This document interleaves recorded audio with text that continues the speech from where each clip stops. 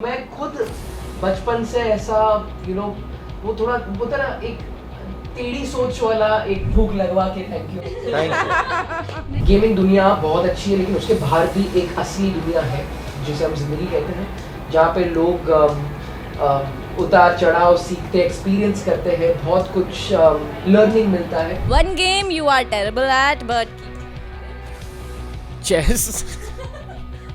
तो ऐसे बोल सकते हैं लेकिन फिर मारियो भी बोल सकते हो आप। आई डोंट नो, अच्छा खाना खाओगे तो हेल्दी हो जाओगे। thank you so much Darshil, thank you so much. Wait, I would like to add this. I would love to play chess with Amir sir. हर बच्चा अपने आप में खास होता है, बस उसे अपने पंखों को पहचानने की देर है। हमारे साथ आज वही मासूम चेहरा मौजूद है जिसने ये डायलॉग एक नहीं दो नहीं बल्कि लाखों लोगों के दिलों तक पहुंचाया। हालांकि अब थोड़े बड़े हो गए हैं। हमारे साथ मौजूद है ladies and gentleman actor Darsheel Safary, producer Neeta Shah and producer Abhinay Deo. Sir, welcome to everybody, welcome to Punjab taste. Thank you very So much. guys, first of all I would like to congratulate you for your new web series Gamer लोग, जो कि Amazon Prime और Amazon MX Player पर available है। तो first thing first sir, आपसे शुरुआत करते हैं जी। और सवाल ये है कि गेमर लोग बनाने की जो इंस्पिरेशन है वो कैसे आई, वो कॉन्सेप्ट आइडिया कैसे आया? एक तो वो आइडिया आया एक अजीब किस्म के राइटर से। अजीब कहता हूँ इन द सेंस बहुत अच्छा राइटर है, लेकिन अजीब इन द सेंस आप अगर उसको एक बार देख लें तो आपको समझ में आ जाएगा मैं क्या बोल रहा हूँ। एक कर्मण्य आहूजा करके एक इंसान है जो बहुत ही आड़े टेढ़े किस्म के स्क्रिप्ट्स लिखता है और बहुत ही अच्छा लिखता है, आड़ा टेढ़ा लेकिन अच्छा। तो उसने हमें ला के ये स्क्रिप्ट सुनाई थी एक बार, और हमें जैसे ही हमने सुनी बहुत पसंद आई, क्योंकि मैं भी सोच रहा था कि दिल्ली बैली के बाद कुछ ऐसा बनाया जाए जो आज के बच्चों के बारे में हो। तो ये सारे ही बॉक्सेस टिक हो गए उस स्क्रिप्ट के साथ जिसका नाम है गेमर लोग, एंड वो कि गेमिंग पे है, और गेमिंग ये एक दुनिया स्लाइटली नई दुनिया है, एटलीस्ट इंडिया के लिए, हमारे देश के लिए। नेक्स्ट क्वेश्चन मैम मेरा आपसे है कि आपने दर्शील सफारी को ही as a lead actor, as a lead role, मतलब क्यों आपने कास्ट किया? क्या खूबी आपको ऐसी नजर आई कि Darsheel is the best person for this? जब हमने कास्टिंग का प्रोसेस शुरू किया था, जब सीरीज़ डेवलप हो चुकी थी, एपिसोड्स लिखा गया था, उसके बाद जो दर्शील का कैरेक्टर है रघु, वो एक छोटे शहर का लड़का है। ओके, तो वो यंग होना चाहिए, इनोसेंट होना चाहिए, उसमें एक वल्नरेबिलिटी होनी चाहिए। सो वी थॉट कि एक ऐसे लड़के को कास्ट करें जो ज़्यादा एक्सपोज नहीं हुआ हो। Like Darsheel was a star as a child. Darsheel, Raghu से आप कितना खुद को सिमिलैरिटीज जो हैं आपको नजर आई? क्या लगा आपको कि आप कितना रिलेट कर पाए उस कैरेक्टर से? बहुत ज़्यादा। रघु's कैरेक्टर एक्चुअली बहुत ज़्यादा दर्शील उसमें उस कैरेक्टर में है। आप जब शो देखोगे आपको पता चलेगा, क्योंकि वो बहुत ही ज़्यादा पैशनेट है, बहुत ड्रिवन लड़का है, फोकस्ड है, और मेनली उसके जो कॉमिक मोमेंट्स है कि वो कभी कभी बिना बोले बिना सोचे बोल देता है गलत मोमेंट पे, बहुत इंट्यूटिवली भी बात करता है कभी कभी, और out of the box sort of सा लड़का है। तो मैं खुद बचपन से ऐसा वो थोड़ा बोलता ना एक टेढ़ी सोच वाला एक एक अलग पर्सपेक्टिव से देखना, एक अलग एंगल से कोई सिचुएशन को देखना, ऐसा मेरा सॉर्ट ऑफ अपब्रिंगिंग रहा है रघु का कैरेक्टर। एंड इनफैक्ट एक बहुत ही अमेजिंग सा क्वर्क है ये कैरेक्टर का, वो ये है कि वो एक 3 डायमेंशनल तरीके से अपने आप को देखता है। यानी कि वो गेम करता है और वो जो अपना गेमिंग कैरेक्टर है वो अपने आप के साथ कन्वर्स कर सकता है, एंड वो अपने आप को आइसोलेट करके देख सकता है कि वो जो उसका गेमिंग कैरेक्टर उसका नाम है मैवरिक जी। तो वो पूरा एक बिंदास, एकदम पावरफुल, कॉन्फिडेंट कैरेक्टर है। 9 किलो की गन है उसकी पूरी सी, एंड स्नाइपर है वो, और वो अपने आप को ही गाइड करता है थ्रू दैट कैरेक्टर, और वो ये कॉन्वर्सेशन देख सकता है क्या हो रहा है थर्ड पर्सपेक्टिव से। सो आई लव दैट। वो बहुत ही हटके, और जैसे सर ने कहा एक अजीब इंसान के दिमाग से ही आ सकता है इन द मोस्ट कूलेस्ट वे। कर्मण्य आहूजा जिन्होंने लिखा है, और अलीवीर खुश जिन्होंने एडिशनल स्क्रीन पे डायलॉग लिखे हैं, and Arya sir to fulfil this vision, to really bring this to life. तो ये सारी चीजें हैं जो एक कॉकटेल सा बन जाता है। एंड हंसने की बात ये है कि मैं अकेला वो कैरेक्टर नहीं हूँ इस शो में। मेरे साथ पूरे गेमर लोग की गैंग है, यू नो अंजलि है, you saw the trailer right? तो ये सारे एक ऐसे कहेंगे ना एक अतरंगी गैंग है, सब इंडिया के अलग अलग हिस्से से आई है, एक साउथ इंडियन, एक गुजराती जो मैं हूँ, एक महाराष्ट्र में, एक पंजाबी है, तो ये सारे अलग अलग कैरेक्टर्स हैं जो एक रूफ के नीचे आए हैं, and it's a mad house. ये सिर्फ एक गेमिंग रिगार्डिंग शो नहीं है स्ट्रिक्टली, ये आप तीसरे चौथे एपिसोड में भूल जाओगे इसका नाम गेमर लोग है, ये बस आपको बहुत प्यारे लोग लगेंगे, बहुत मस्ती भरे लोग लगेंगे। So for me this character Raghu बहुत पर्सनल लगता है। मैं इनफैक्ट मैं कुछ सीखा ये कैरेक्टर से कि जब शो में ये अपने आप में बिलीव करता है तो ये वो हासिल करके रहता है, आसमान ज़मीन एक कर लेगा लेकिन हासिल करके रहेगा इफ़ ही बिलीव्स। तो मैं कभी कभी जब अपने आप को वो सिचुएशन में पाता हूँ तो मैं याद करता हूँ कि जब मैंने रघु का कैरेक्टर प्ले किया था, मैंने टैप किया था उस पोटेंशियल में कि जब वो बिलीव करता है वो हासिल कर लेता है, तो मैं भी कभी कभी वहाँ से थोड़ा बहुत एक्सट्रैक्ट कर लेता हूँ। सो लाइक आई सेड, बहुत ही पर्सनल और बहुत ही ग्रेटिफाइंग रहा ये experience, you know, to play this character of Raghu. अच्छा लगता है।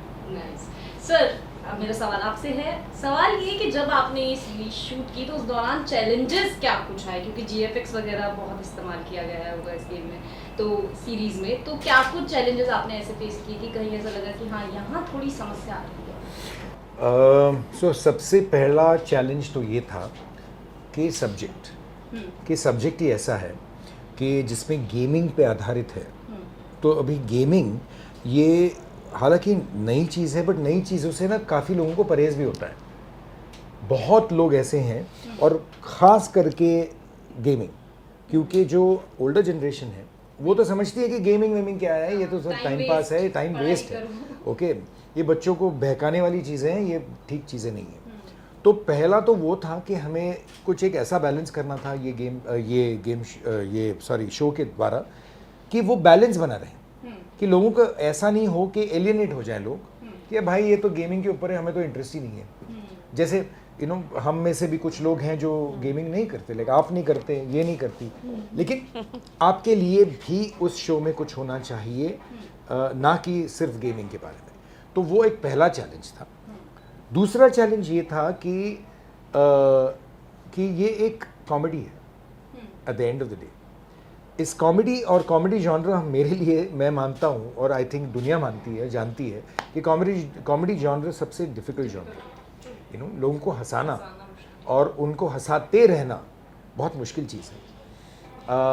तीसरा चैलेंज ये था कि यू नो इसमें वीएफएक्स काफ़ी है, इसमें कुछ एक्शन भी है और बड़ी एक्शन है, यू नो। और जो यूथ ड्रिवन शोज़ में जब एक्शन आप दिखाते हो, आज की तारीख में ऐसा है कि हर बच्चा एक क्लिक के ऊपर यू नो मार्वल की बड़ी बड़ी पिक्चर्स देखता है जिसके अंदर एक्शन तो बहुत ही बड़ी पैमाने पे दिखाया जाता है, और हम उनसे compete कर रहे हैं अपनी एक्शन दिखा के, बिकॉज ये तो गेमिंग रिलेटेड एक्शन है, तो ये एक्शन थोड़ी अलग है, ये तो नॉर्मल एक्शन नहीं है। तो फिर वो भी एक अलग चैलेंज के रूप में हमारे सामने खड़ा था। तो आई थिंक इन सब चैलेंजेस को मैन्यूवर करते करते हमने ये सीरीज बनाई है। दर्शील, आप गेमिंग में हैं, आर यू इनटू गेमिंग, और कौन से ऐसे गेम हैं जो आपको लगता है कि ये मेरे को बहुत ज़्यादा पसंद है, और कौन से ऐसे गेम हैं जिनमें आपको लगता है ये मेरे को पसंद है पर मैं खेल नहीं पाता हूँ उतने अच्छे से, एनीवे यू विल ट्राई? नहीं, मैं बचपन से गेमर रहा हूँ। In fact my father has been into gaming as well, मतलब रिक्रिएशनली, मतलब वो जो कहते हैं ना टाइम एंजॉय करने के लिए, वेकेशन एकदम स्ट्रेस फ्री होने के लिए। सो उन्होंने मुझे इंट्रोड्यूस किया था, एंड फिर मैंने वो पूरी जर्नी ऑफ अ गेमर जी है जहाँ पर आप अपनी पूरी लाइफ ख़त्म कर दोगे गेमिंग पार्लर में, you know, college lecture bunk करके। सो आई हैव एक्सपीरियंस दैट। डांट भी बहुत खाई है मेरे पेरेंट्स की, मेरी गेम बैन की गई, लॉक कर दी गई कबर्ड में, जो रघु का ऐसा एग्जैक्टली सीन है जहाँ पर उनके फादर लैपटॉप लेकर लॉक कर देते और उसको ग्राउंड कर देते। तो ये मेरे साथ हो चुका है। लेकिन मैं आपको इसकी एक पॉजिटिव साइड बताता हूँ कि मैं जब आज यहाँ पर पहुँचा हूँ, एंड आई फील हमारे शो के द्वारा भी हमने ये दिखाया है लोगों को कि एक बैलेंस पाना पॉसिबल है। गेमिंग दुनिया बहुत अच्छी है, लेकिन उसके बाहर भी एक असली दुनिया है जिसे हम जिंदगी कहते हैं, जहाँ पे लोग उतार चढ़ाव सीखते, एक्सपीरियंस करते हैं, बहुत कुछ लर्निंग मिलता है। और वो मेरे साथ हुआ है। मैं ये लिटरली अपने लाइफ का मिरर मानता हूँ। मेरे लिए वीडियो गेम्स में घूमना उतना ही एंजॉइंग रहा है, लेकिन मेरे लिए लाइफ में घूमना भी उतना ही एनरिचिंग रहा है। जैसे आपने पूछा कि मेरे लिए कौन सी वीडियो गेम्स, मैं कोई ऐसा सिंगल आउट नहीं कर पाऊंगा, लेकिन आज अगर आप मुझे पूछोगे तो मुझे पजल सॉल्विंग, थोड़ी स्ट्रेटेजिक इंटेलेक्चुअल गेम बहुत पसंद होती है।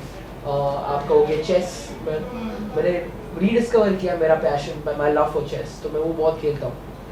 एंड ऐसी कोई गेम एक्चुअली रही नहीं है जो मैंने नहीं खेली। सो अगर आप आज के बारे में पूछोगे, आज का दृष्टि को क्या पसंद है, तो वो ज़्यादातर स्ट्रेटेजिक एंड जो जैसे मैंने आपको बताया चेस वगैरह, that's the game, those are the games I like. Sir इसी के साथ अब मेरा आप तीनों से ही ये सवाल रहेगा, शुरुआत सर से करते हैं। जी। सवाल ये है कि ड्यूरिंग द सेट क्या कुछ ऐसा कोई एम्बैरेसिंग मोमेंट हुआ है आपस में जिसको आप आदमी जीवन भर याद रखने वाला है? जीवन भर याद रखूंगा नहीं, एम्बैरेसिंग तो नहीं कहूँगा, लेकिन मैं जब भी मैं सेट पे होता था, जो डायरेक्टर थे हमारे आर्य, वो आर्य दिखते बिल्कुल सीरियस और एकदम हाँ गंभीर इंसान, लेकिन अंदर से ना बहुत बहुत उछल है उनमें। ओके, तो वो हमेशा इसको बकरा बना के कुछ ना कुछ कीड़ा कांडी करते रहते थे इसके साथ, और वो सारा पिकअप कर लिया था बाकी के लड़कों ने। ओके, अपने जो गेमर लोग के जो लड़के थे, और स्लोली करते करते वो पूरे यूनिट में फैल गया था कि सब लोग, अच्छा ये रहता था अपने कैरेक्टर में, मेथड एक्टिंग में, कि मैं तो मासूम बच्चा हूँ, एक लड़का हूँ, रघु शाह सूरत का, लेकिन वो लोग ऐसे चढ़ जाते थे ना उसके सर पे कि हर शॉट के बाद, हर सीन के बाद। तो हमने एक्चुअली कुछ चीज़ें तो उसमें इनकॉर्पोरेट की फिल्म के अंदर, मतलब हमारे शूट के अंदर एक सीन था जो हम लोग कर रहे थे जहाँ पे ये साहब नहा रहे हैं। ओके, उसका जो उनका जो बाथरूम है वो दिखाया है वहाँ पे ऊपर, कि ऊपर कांच नहीं है, उसके ऊपर न्यूज़पेपर चिपका हुआ है, तो न्यूज़पेपर के फटा हुआ न्यूज़पेपर के उधर से 2 जन वापस वहाँ से आते हैं और उससे नॉर्मल बात कर रहे हैं जब ये नहा रहा है बेचारा।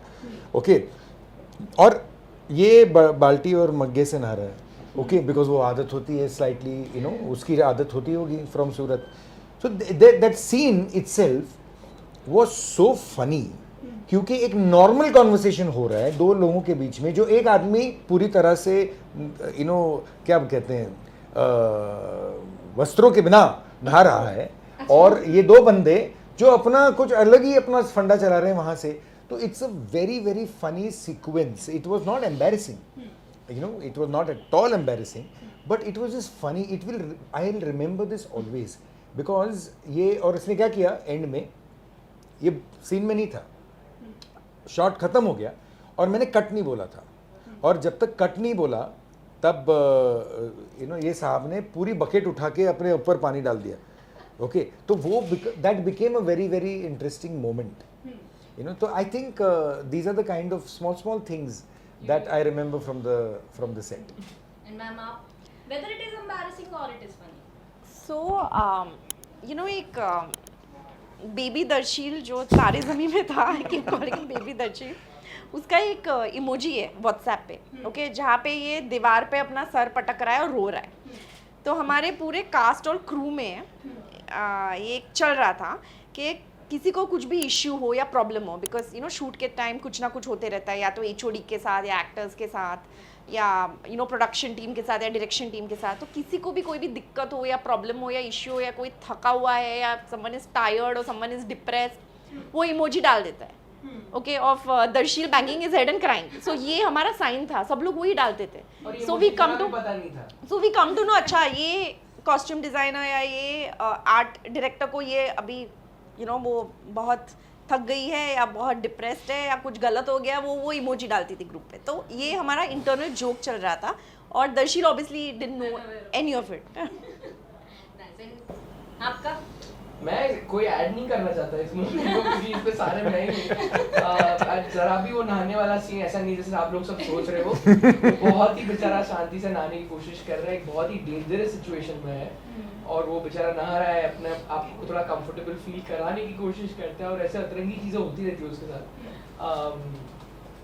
मेमोरेबल तो यार मैं एक्चुअली एक पता नहीं वो कितनी फ़नी है, मुझे बहुत फ़नी लगती है कि रघु बोल रहा हूँ, आर्या सर कभी कट बोलते नहीं थे, बस वो मॉनिटर रूम से एक आवाज आती थी हा हा हा हा, तो वो बस हमें पता चल जाता था कि अब सीन कट हो चुका है, क्योंकि वो बस इतना हंसते थे ना, और वो कट कभी जानबूझ के नहीं बोलते थे, ये हमें अनकंफर्टेबल करने के लिए कि हम इम्प्रोवाइज कितना कर रहे हैं, used to push us to the limit, and I think half of the reason the show has gone over time with the minutes is because उन्होंने कट बोला ही नहीं हमें कभी।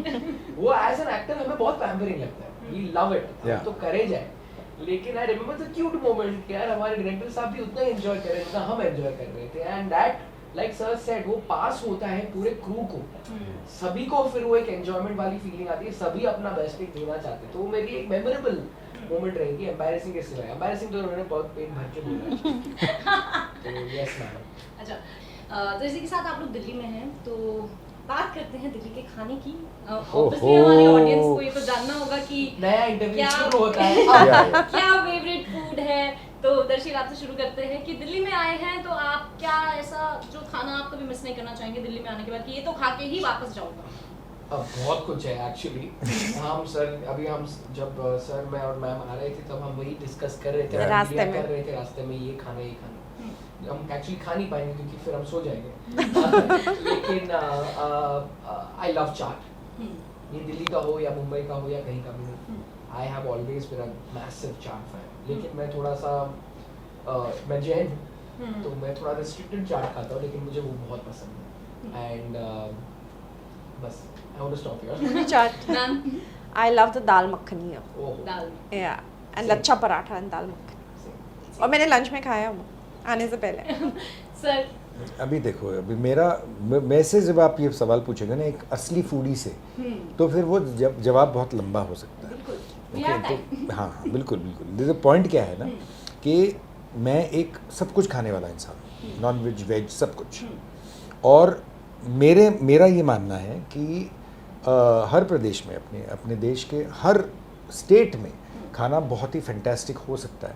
कुछ ऐसे स्टेट्स हैं जहाँ पे एक्सेप्शनली अच्छा होता है, पंजाब उसमें से एक है, मतलब दिल्ली उसमें से एक ज़रूर है, क्योंकि मैं बचपन से मेरा पहला इंट्रोडक्शन हुआ था बचपन में आलू के पराठे, और जो पराठे वाली गली है, पानी आ रहा है देखो ओके, तो पराठे वाली गली जो है अपनी चांदनी चौक में, वहाँ पे मैं बच्चा था, तब मैंने गरम गरम आलू के पराठे, मूली के पराठे, गोभी के पराठे जो भी, और वो लस्सी बटर नान, भाई साहब आप मेरे को वो खिला दो, मुझे और कुछ नहीं चाहिए, बस और फिर सो जाओ, इंटरव्यू उसके बाद इंटरव्यू कुछ नहीं हो सकता, उसके बाद सीधे सोच के ही पता चल गया मेरे सर के साथ। या बहुत लेकिन दिल्ली का खाना यार, आप कुछ भी बोल लो, दिल्ली का खाना बहुत ही, मुंबई में भी बहुत ज़बरदस्त खाना मिलता है, बस और क्या।